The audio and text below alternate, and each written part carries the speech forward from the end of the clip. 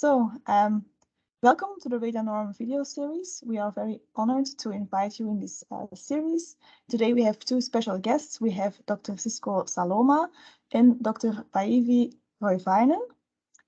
First, could you perhaps introduce yourselves and your research within RadoNorm in 1 minute, please? So I'm Sisko Salomaa. I'm geneticist by training, and my research field is in radiobiology and low dose risk of radiation. So I work for STUC, Radiation Nuclear Safety Authority. So I've been there for 35 years now. And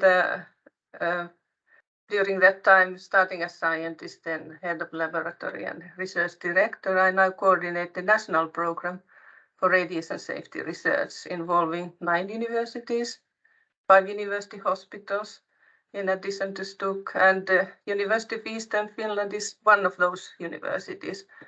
I've had their affiliation as well as a professor of radiobiology for some years and know Päivi well from that time. So in RadoNorm work package 4, I mainly coordinate, so I have some involvement in some of the tasks, but it's really about the structuring and coordination of this entity. Thank you. So I am Päivi Roivainen, senior researcher at the Radiation Research Group at the Department of Environmental and Biological Sciences of University of Eastern Finland in Kuopio. So I am an environmental scientist with background in radioecology, but also have been involved in several studies investigating health effects of radiation, both ionizing and non-ionizing. And within RadoNorm, I was originally involved in task 2.6, where we investigate soil-to-plant transfer of naturally occurring radionuclides. And I have also worked at Radiation and Nuclear Safety Authority and there followed the other Finnish activities in other work packages of RadoNorm. And like Sisko said, we have been in quite close collaboration for several years within RadoNorm also. Yeah. Thank you. Dr. Salomaa, you are the leader of the work package related to effects and risk assessment. What is the main responsibility of this team, and what do you hope this work package achieves within a few years of the project? Well, yes, work package 4 is quite broad, actually, so on effects and risks of RadoNorm. And the overall objective, of course, is to generate new knowledge and fill in the knowledge gaps, and also reduce the uncertainties that are there, even though we know quite a lot of risks of radon, but we don't know everything. So the work package has 9 tasks altogether. So we are addressing the interaction of radon and smoking, for example. That's quite important question. We know it's synergistic, and in fact, a good way to reduce your risk from radon is to stop smoking as a general advice. And then we are also looking into if radon causes other health effects in addition to lung cancer. And there are studies that address the association of radon and childhood cancers like leukemia and brain cancers. Also, we are looking into the possible interference by in the risk assessment from thoron, which is another radioactive gas in addition to radon in indoor air, existing in variable concentrations and possibly interfering with the measurements. So, and that could impact risk assessment, of course.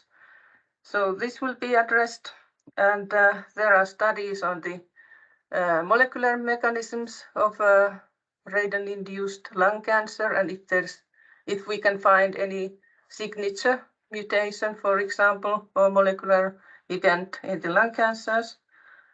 There are studies on various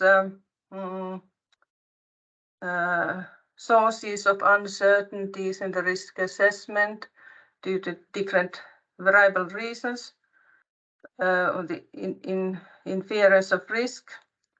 There are studies addressing the RadoNorm in drinking water and risks via that, and also studies on the combined action of RadoNorm with other agents like, well, we discussed smoking already, but then with considering the biota with metals or other environmental pollutants, and also considering the adverse outcome pathways.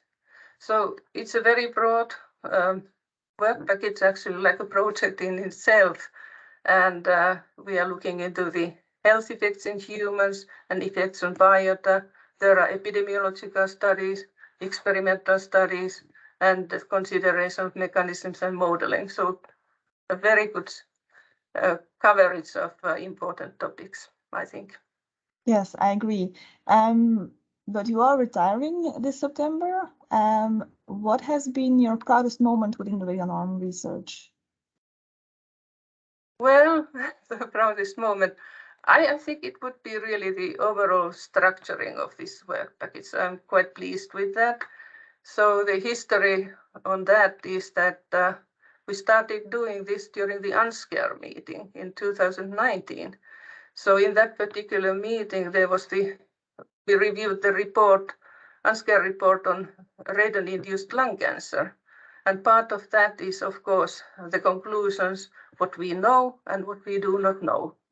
So I focused on those, what we do not know, and then thought about which of them are important for the risk assessment and could have impact on radiation protection. So I guess I'm happy with that. But as you know, then there was this, after the project started, there was the COVID pandemic coming in and restricting contacts between the, well, face-to-face contacts between the scientists. So that has been a challenge as well. Yeah, I can imagine. Then Dr. Roivainen, what are you most looking forward to in your new role as work package leader in the RadoNorm project? Well, during the first 2 years of this project, and of course during the planning period, I have noticed that the consortium consists of researchers with so much expertise and ideas. And I really look forward to working with all of you. And I think that in addition to all the scientific results we will obtain together, I will also personally learn a lot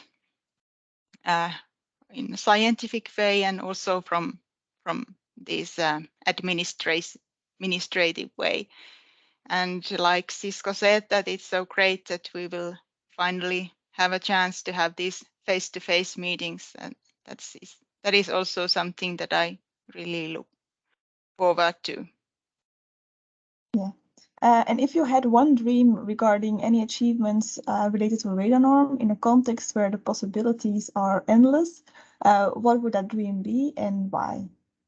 Yeah, this is of course a very difficult question. Like Sisko said, that already this one work package is so wide, and we will definitely have so many important outcomes and give answers to several scientific questions. But I think that the great challenge that we have, like in many other research projects, is to disseminate and communicate the results to the audience. And I say that my dream is that we will be successful in this, as it is the exploitation of our results that is finally the measure of the success of our project. And I think that lessons learned from this can also be a great benefit for any future project. Yeah, I hope that you can achieve the dream. And then finally, Dr. Salomaa, do you have any advice for Dr. Roivainen in terms of being the leader of the work package related to the effects and risk assessments of RadoNorm? Well, listening to Päivi, she already knows what to do, and also thinking about the exploitation of the results and communicating them. So it's a very important aspect. So this is why we are doing the work. Science is, of course, very important, but really to interpret the results and for the benefit of the society and the European countries. So I think that's very, very important. So my advice really is to enjoy the ride, because it will be a great, I think it will be very fun as well, so learning new and meeting the people. So I've always enjoyed very much the European collaboration. So I trust she will as well. That's a very nice advice. Thank you. So that was already the interview. Thank you very much. We would like to thank you both, especially Dr. Salomaa, for all your hard work the past years, and we wish you a very nice retirement. And then Dr. Roivainen, we wish you all the best of luck in your role as a new leader, and we are looking forward to hearing more about your research.